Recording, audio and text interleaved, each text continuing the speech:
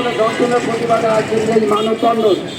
আপনার নিজ আগে একটা পত্রিকা পড়লাম, শ্বশুর করতে গিয়ে নিজের বৌমাকে ধর্ষণ দাম নিয়ে নেবে, চিন্তা করেন।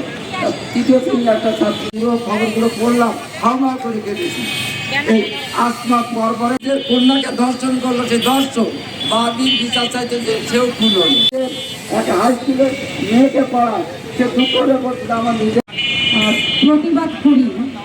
এই প্রতিবাদের সাথে আরো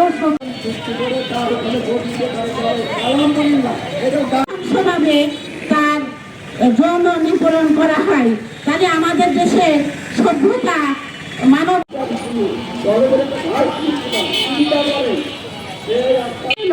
সমাজের কাছে একটা প্রশ্ন যে সেই বাচ্চা তো আর পড়াশোনা করাচ্ছি না, তাহলে কোথায় আছে আমরা? একটা গর্ব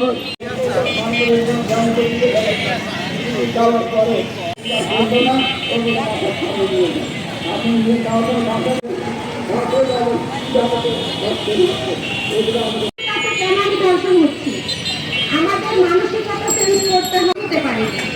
এখন মানুষের কাছ থেকে আমরা যে লাঞ্ছনা পাই